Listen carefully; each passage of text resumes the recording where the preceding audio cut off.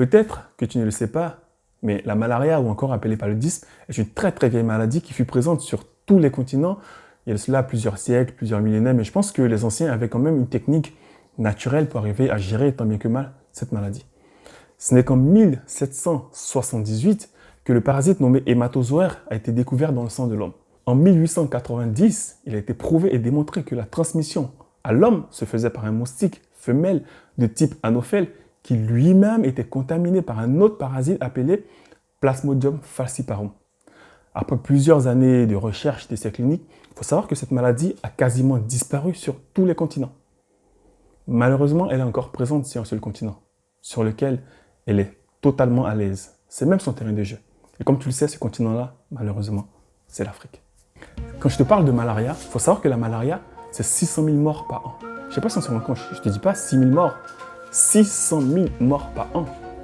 À côté, le corona, c'est rien. Parce que là, toute la planète tremble à cause du corona. Le corona, c'est en 6 mois, à peine 140 000 morts. La malaria, c'est en 12 mois, 600 000 morts. Il faut savoir que parmi ces 600 000 morts, il y a aussi plus de 200 000 enfants qui meurent dans ces 600 000 morts.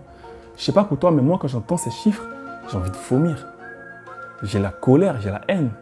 Je ne comprends pas pourquoi, comment se fait-il qu'aujourd'hui encore, en 2020, des enfants continuent, des gens continuent de mourir en Afrique de cette maladie-là. Et personne n'essaie de trouver une réelle solution. Une certaine organisation, soi-disant mondiale de la santé, lors de sa création, s'est promis et a promis à tout le monde d'éradiquer cette maladie-là. Jusqu'à présent, cette maladie continue de faire des victimes. Cette organisation, comme tu le sais, c'est l'OMS. Organisation mondiale de la santé. Mais moi, ce que je vais faire, je vais remplacer santé par un autre mot. Je vais mettre stupidité et je vais mettre la lettre D devant. Ce qui va donner DOMS. Dangereuse Organisation mondiale de la stupidité. Tu vas comprendre pourquoi. Quand je te parle de l'OMS, je ne suis pas en train de te parler du mec qui te vend des médicaments chinois dans le quartier. Non. Je te parle de gens puissants, d'éminents chercheurs, d'éminents professeurs, de scientifiques de renom, des scientifiques qualifiés, de biologistes, j'ai envie de te dire mondiaux. Je ne suis pas en train de te parler de n'importe qui. Quand je te parle de l'OMS, c'est des milliards chaque année comme budget. Alors, comment se fait-il qu'une organisation qui est si puissante n'arrive pas à éradiquer des moustiques? Là, je ne te parle pas de virus, hein, presque invisible, je te parle de moustiques.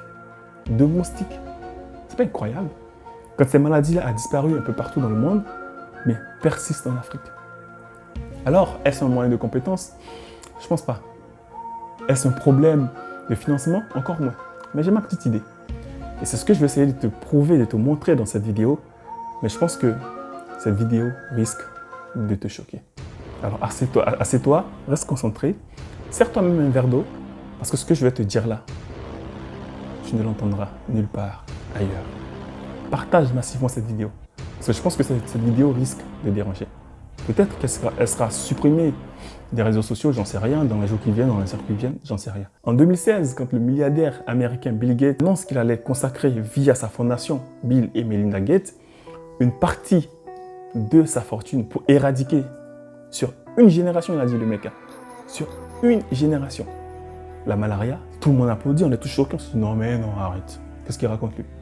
Une génération, tout le monde applaudit, l'OMS applaudit. L'OMS va même jusqu'à déclarer que enfin, grâce à Bill Gates, entre autres, on allait éradiquer la malaria. Mais ce que tu ne sais pas, c'est que l'OMS et ses partenaires ont imposé depuis plus de 15 ans un blocus sur tous les médicaments traditionnels, naturels, peu importe ce que tu veux, qui existent depuis des années en Afrique, partout dans le monde, pour traiter cette maladie-là. Personne ne comprend pourquoi. C'est le cas par exemple du Congo Bololo, je ne sais pas si tu en as entendu parler. Donc tout le monde le connaît au Congo, qui existe également dans presque tous les pays d'Afrique, sous des noms différents, interdits. Donc les gens l'utilisent à titre personnel, mais on ne peut pas l'utiliser à titre officiel, j'ai envie de te le dire, interdit. Personne ne sait pourquoi. Récemment, dans le cas du traitement du Covid-19, le docteur Agon a présenté la pivirine, très puissant antibactérien et antipaludien qui a été utilisé au Burkina Faso sur des cas graves. Il faut savoir qu'au bout de 2-3 jours, ces personnes-là étaient toutes guéries. Donc, M. Agon en a parlé sur les réseaux sociaux, ça fait du buzz, parce que tous les pays réclamaient ce médicament-là, enfin, la population bien sûr. Donc tout le monde le réclamait, les gens ne comprenaient pas. Je pense que des coups de fil ont été passés, j'en sais rien. Et figure-toi que le gouvernement burkinabé a produit un communiqué via son agence du médicament. Enfin, l'agence du médicament, il faut savoir que les agences de médicaments en Afrique sont un peu les commerciaux des firmes pharmaceutiques, puisque l'Afrique ne fabrique pas de médicaments. Donc, a produit un communiqué en disant que la pivirine était un médicament dangereux, qui n'était pas utilisé pour le Covid-19, il ne fallait pas que les populations l'utilisent. Dans tous les cas, il allait être interdit au Burkina. Qualifié de médicament dangereux. Pourquoi? Selon eux, et je cite, parce que c'est un médicament qui vient de la nature. Comment se fait-il que des gens qui ont toujours utilisé des médicaments naturels pour presque toutes les maladies refusent bizarrement d'utiliser la pivirine parce que ça vient de la nature? Pression des laboratoires pharmaceutiques. Invalidation encore là de l'OMS. Parce que c'est chargé de valider les traitements. Invalidation de l'OMS. Le deuxième traitement dont je veux te parler, c'est, je pense que tu le connais sans doute, c'est l'artémisia. Oui, l'artémisia, plante très médiatisée, tu le sais bien, qui a fait ses preuves dans la célèbre guerre du Vietnam. Il faut savoir que les Vietnamiens, pendant cette guerre avec les Américains, ont chopé le paludisme. Donc ils commençaient à mourir, à perdre du terrain pendant cette guerre. Et ce qu'ils ont fait, c'est qu'ils ont demandé à leurs voisins chinois de leur faire parvenir un peu de ce médicament-là. Ils ont pris au bout de 2-3 jours. Les mecs s'étaient complètement reboostés, ce qui leur a permis, entre autres, de gagner la guerre et de battre les Américains. Pourquoi l'OMS interdit ce médicament-là? Il y a quelques jours, il y a de cela 2-3 jours, l'audacieux président malgache a fait une annonce en disant qu'il avait trouvé un médicament contre le coronavirus. Et ce médicament-là, c'est un médicament traditionnel, donc à base de plantes traditionnelles et de cette fameuse plante qui est l'artémisia. L'OMS, dès qu'on a entendu parler de l'artémisia, non, produit dangereux, on ne veut pas. Pas d'artémisia, il faut arrêter, c'est un médicament dangereux, le président il est trop audacieux, qu'est-ce qu'il raconte? Dans tous les cas, nous, on ne valide pas. Walou, on ne valide pas. Faites des essais, essayez pour voir si ça marche ou pas. L'OMS ne sait rien du tout. Tout ce qui est médicament naturel, embargo, stop, niet. Il y a de cela quelques années, 2 chercheurs congolais ont, après avoir entendu parler de l'artémisia, effectué quelques tests. Donc, à échelle réduite au Congo, sur des enfants, et ça a marché. Ces enfants-là, ils étaient guéris au bout de 2-3 jours. Guérison totale. Ce qu'ils font, c'est qu'ils prennent des échantillons de cette plante-là, qu'ils vont cultiver au Congo, vont faire des séries de tests à grande échelle. Résultat, énormément de personnes, donc malades, presque au bord de la mort. Toutes ces personnes-là, guérison totale. Personne ne comprend. Tout le monde est content. Ces 2 chercheurs, ce qu'ils font, naturellement, ils vont voir la hiérarchie en disant, écoutez, on a trouvé un médicament qui marche, très bon médicament, donc nous, on veut l'utiliser à l'échelle nationale. Et vous savez ce qu'on leur répond? Écoutez, c'est bien, mais là, il y a un problème. Vous empiétez sur le business. Il faut savoir que ces 2 chercheurs ont perdu leur boulot. Ils ont été menacés de mort, laboratoire saccagé. Je pense même que toute cette plantation d'artémisia a été détruite, brûlée peut-être. L'un d'entre eux a été assassiné par on ne sait qui. Le deuxième qui a eu plus de chance s'est évadé, donc a quitté, donc après avoir été arrêté entre autres, a quitté le Congo, s'est retrouvé en Centrafrique et de la Centrafrique a demandé un visa réfugié et vit présentement en Europe. Je te laisse regarder. Les résultats sont en effet spectaculaires. Alors que les médicaments ACT sont jugés efficaces à 80%, la tisane affiche un score de 97%. Et sans effet secondaire, contrairement aux médicaments. Le résultat était surprenant, positivement, et c'est là que les ennuis commencent avec la médecine conventionnelle. Quel genre d'ennui? Le premier ennui, c'est l'interdiction. À la fin de l'étude, nous devions organiser une conférence. Lorsque nous avons remis le résultat au médecin-chef des zones, tout de suite, il s'est interposé. Il a dit « J'interdis, cette conférence n'aura pas lieu et je préfère que Jérôme puisse se taire et pas communiquer ses résultats à la population. » Ils ont vu que la tisane avait un meilleur résultat que les ACT et on nous a fait montrer que les différentes firmes pharmaceutiques risquent de couper leur appui. Et on a trouvé qu'il y avait orgueil, on m'a démis de mes fonctions. À votre avis, d'où viennent ces ennuis? À mon avis, les ennuis viennent de firmes pharmaceutiques. Qu'est-ce qui vous permet de dire ça? Après les publications des résultats, on a dit aux patients que voilà, la tisane était efficace et eux-mêmes l'ont observé. Et là, les patients n'achètent plus les ACT en fait. Nous devenons de plus en plus gênants. J'étais interpellé par un grand dépôt pharmaceutique à Kindu qui m'a dit mais nous avons les ACT, on n'arrive plus à les vendre vraiment à cause de votre étude. Et là, monsieur, vous êtes en train de piétiner sur nos business. C'est pas incroyable cette histoire? Je sais pas, mais moi, ça me choque en fait. Je comprends pas. Il faut savoir qu'il y a un blocage, comme je t'ai dit, dans presque tous les pays d'Europe et dans plusieurs pays d'Afrique. Je prends le cas de la France. Il faut savoir que si tu chopes le paludisme en Afrique, que tu vis en France, aucun médecin ne va te prescrire l'artémisia, même si elle est 100% efficace. Aucun médecin. Parce que celui qui le fait risque des problèmes, peut-être la prison, j'en sais rien. Donc l'OMS justifie ce blocage en disant que l'artémisia est un médicament dangereux, qui n'avait pas été prouvé, qui avait des effets secondaires, qui machin.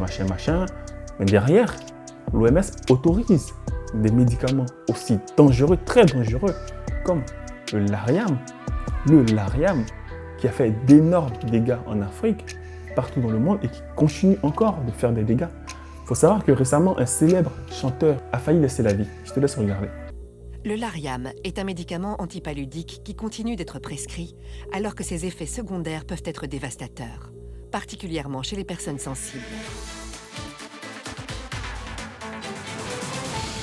Autre question dans l'actu du moment, comment va Stromae? Le chanteur est KO physiquement, il vient d'annuler toute une série de concerts jusqu'au 2 août exactement, un silence assourdissant.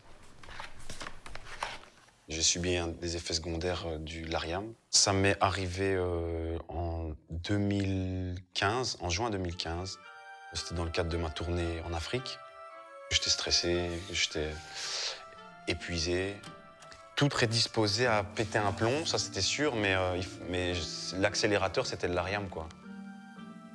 Pendant le concert, je ne me rendais pas compte parce que j'étais persuadé de la folie dans laquelle j'étais. Évidemment, on n'a pas le recul.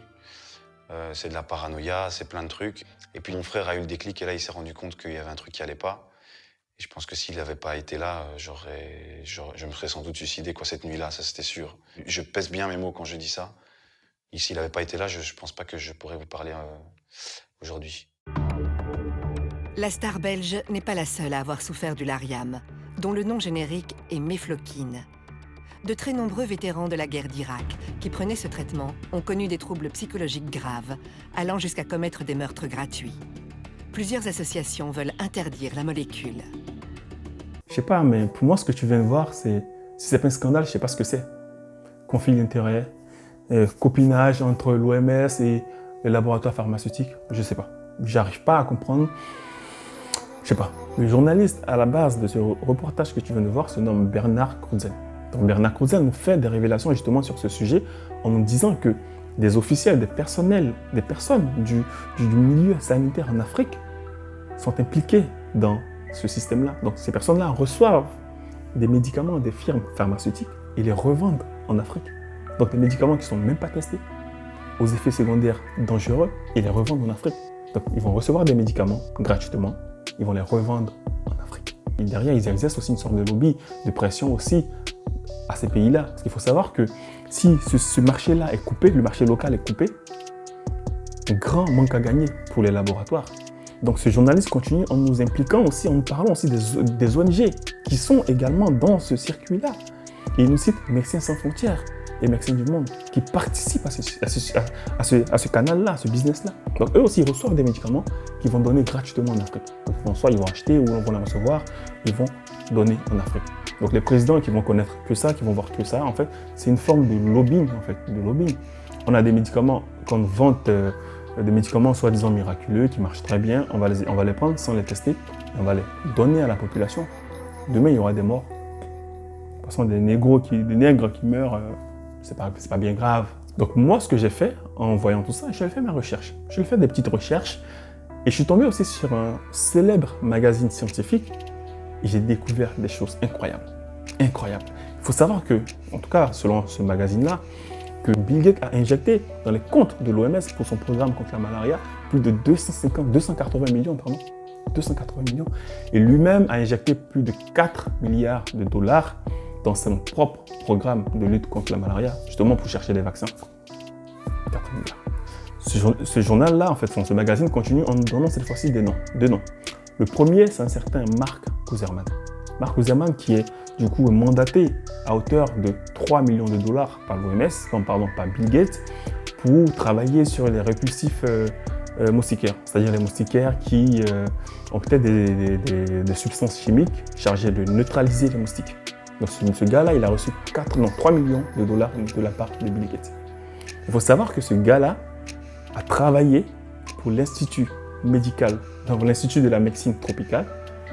Quel institut qui a rejeté massivement, après soi-disant des études, des analyses, a rejeté l'artémisia, la qualifiant de dangereuse. Conflit d'intérêts. La deuxième personne, c'est une certaine Patricia Lancier. Patricia Lancier qui est au conseil d'administration de cet institut-là et qui était consultante pour des laboratoires comme Sanofi et Novartis, qui justement, eux, fabriquent des médicaments contre le paludisme. Conflit d'intérêts. Toujours dans mes recherches, je tombe sur un article qui nous dit comme ça que donc, la fondation Bill et Melinda Gates a injecté près de 64 millions au groupe, dans les caisses du groupe Sanofi, pour qu'elle produise, que ce groupe-là produise des médicaments à base d'artémisine. Vous savez, la molécule de l'artémisia. Donc en fait, ce qu'ils font, c'est que, vu le buzz médiatique de l'artémisia, tout le monde en parle un peu partout, même en Europe, ce qu'ils font, c'est que ils ont pris une petite molécule de cette plante-là, qu'ils vont synthétiser en comprimé pour venir revendre aux Africains. C'est pas incroyable? On vous dit, il y a une plante qui ne coûte pas cher. Cultivez-la, il y a la terre. Non. Bon, nous, ce qu'on va faire mieux. On va faire des médicaments, prendre des médicaments de synthèse. Hein. Donc, en fait, on n'a même plus d'efficacité là. Donc, ils vont revendre 64 milliards de la part de Bill Gates à ces laboratoires pour ces médicaments-là. Il faut comprendre que l'enjeu, ce n'est pas de guérir les gens. Tu l'as bien compris. Bill Gates également donne plus de 300 millions de dollars au groupe GlaxoSmithKline, le fameux GSK, pour produire des vaccins contre le paludisme. Effectivement, ce groupe-là a trouvé des vaccins contre le paludisme, a mis en place des vaccins contre le paludisme, des vaccins qui ont été essayés entre 2015 et 2020 en Afrique, avec la bénédiction, comme tu le sais, du DOMS. Personne ne comprend pourquoi. Bénédiction, il faut savoir que l'OMS, pour toutes ces cliniques en Afrique, ouvre les portes. Donc elle met la pression sur les chefs d'État, donc elle ouvre les portes. Les gens, ils arrivent, ils font des essais cliniques, basta. Il faut savoir que ces séries de vaccins, c'est soldé par une catastrophe. Des centaines d'enfants sont morts en Afrique, et en majorité, des filles. Que dit l'OMS? Nada. Les chefs d'État africains? Nada. Que dit GSK? Nada. Parce que justement, ces pays-là ont touché de l'argent. Parce qu'il faut savoir que pour toutes les campagnes de vaccination, on passe d'abord par l'OMS pour valider, pour donner son aval. Oui, on a testé, ça marche, on sait, c'est bien, c'est bien. L'OMS donne son aval. Les pays africains touchent un peu d'oseille, porte ouverte, essais cliniques. Le même groupe, GSK, a aussi fait des vaccins il y a quelques mois, quelques années, je crois, en Inde. Il faut savoir que pareil, des enfants sont morts en Inde. Le gouvernement indien a porté plainte contre Bill Gates, a gagné ce procès et a chassé Bill Gates, en tout cas son laboratoire de l'Inde. Que font les présidents africains? Que fait l'OMS? Le seul qui essaie de, tant bien que mal, de parler de ce scandale, c'est le docteur Jérôme Mouniangui que tu as pu voir dans la vidéo, qui, vivant en Europe, essaie de se battre. Essaie d'en parler. Il a lancé plusieurs actions, dont une pétition, et je vais peut-être te laisser le lien de la pétition pour que tu la signes, et c'est très important. Il faut que tous les Africains sachent enfin qui est vraiment l'OMS. L'OMS n'est pas là pour protéger les Africains. L'OMS, selon moi, et ce n'est que mon avis, est un virus qui mérite d'être éradiqué en Afrique. Si toi, Africain, mon frère, ma soeur, tu penses que l'OMS est là pour ta santé, que tu attends les médicaments de l'OMS, tu peux creuser ta tombe. Parce que l'OMS n'est pas là pour soigner les Africains. L'OMS est là juste pour gérer les maladies et pour que ses partenaires puissent vendre facilement leurs médicaments en Afrique. C'est ça le réel but de l'OMS. Mon nom, c'est Imhotep, en hommage à ce grand savant africain de la vallée du Nil, le véritable père de la médecine. Je ne prétends pas avoir 1/1000 de son savoir, mais il était grand temps qu'on lui rende hommage. Si comme moi cette vidéo t'a plu, si comme moi cette vidéo t'a permis de découvrir les coulisses de ce business, le vrai visage de l'OMS, le vrai visage de tous ces laboratoires pharmaceutiques, de Big Pharma, de ces lobbies pharmaceutiques au prix des vies africaines, alors partage massivement cette vidéo.